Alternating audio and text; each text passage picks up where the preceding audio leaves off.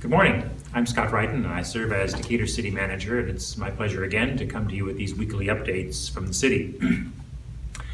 Macon County's COVID numbers have deteriorated significantly since the last time I had a chance to talk with you.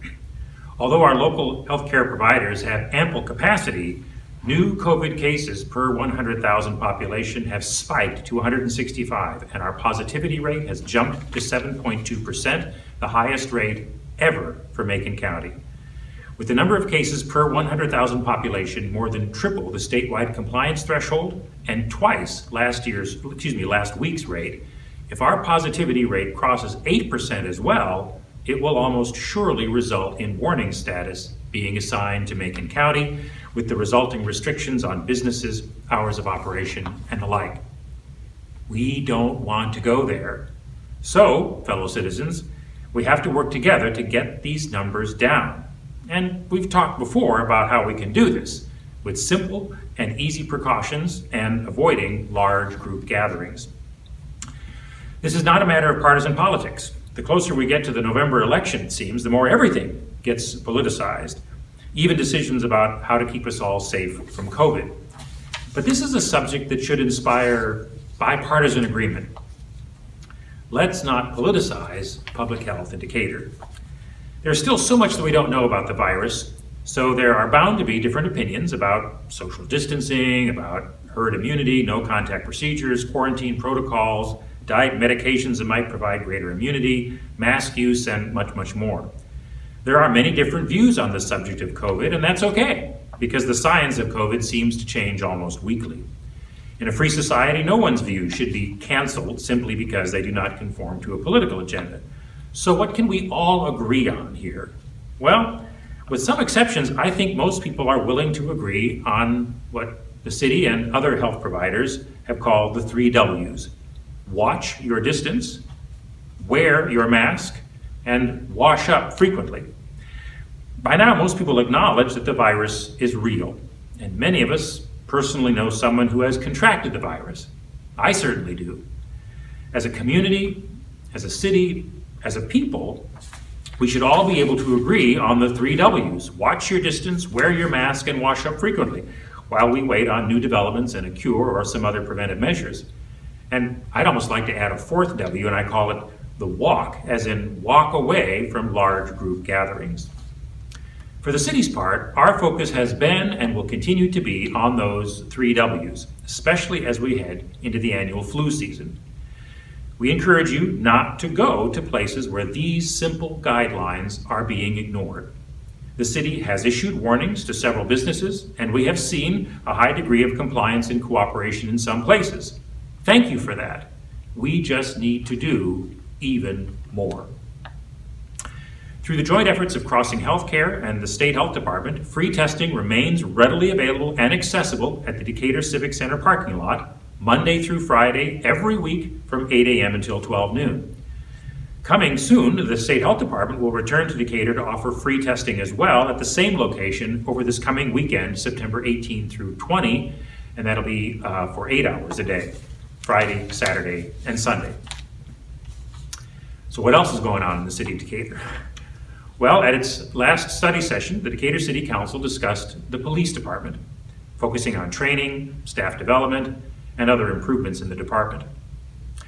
The Mayor and City Council want you to know that we have an excellent police department and that it is working to provide the best services possible with the restricted resources that we have.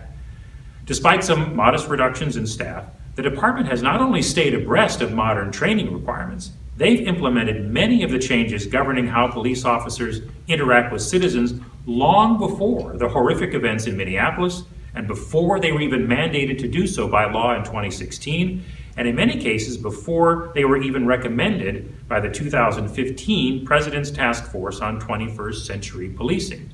The Decatur Police Department has stayed ahead of the curve.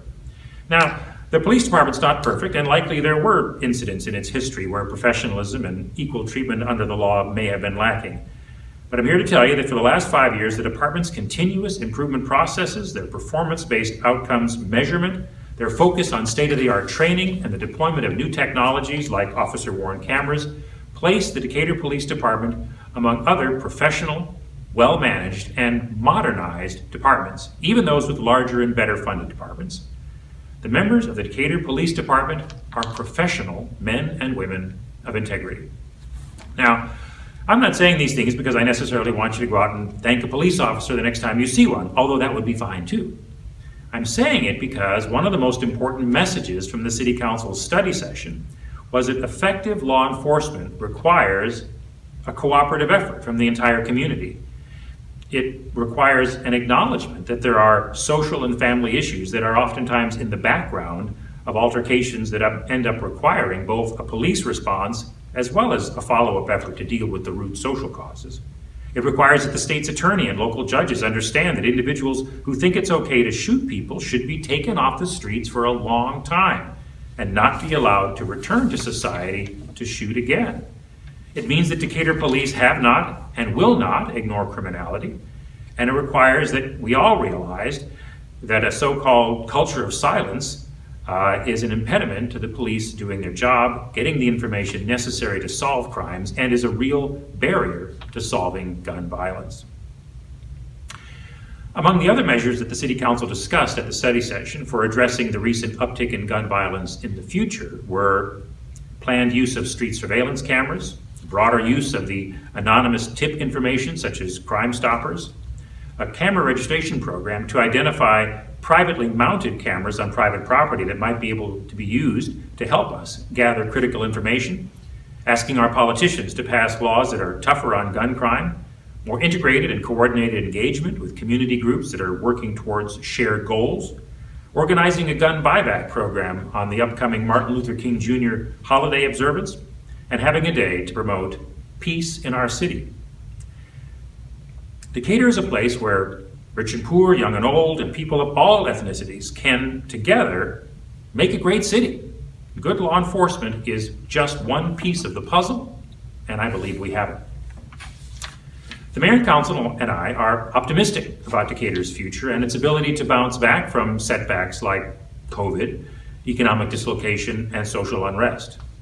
Decatur's a proud manufacturing community in an era when manufacturing is seeing the start of a national resurgence. And we live in a part of central Illinois that is blessed with strong logistics and the infrastructure needed to support even more manufacturing. And much of that infrastructure is already in place. Maybe COVID has kept us from seeing these blessings as clearly as we should because it has so thoroughly and completely upended our personal and business lives and routines, our normal way of doing things. That disruption to our everyday lives makes us all feel a bit uneasy and uncertain about the future. But I believe that in the midst of such fundamental change, that communities working together for the good can be the most impactful. So let's find ways of working together for the common good of all, rather than emphasizing our differences. Thank you, and I look forward to talking to you again next week.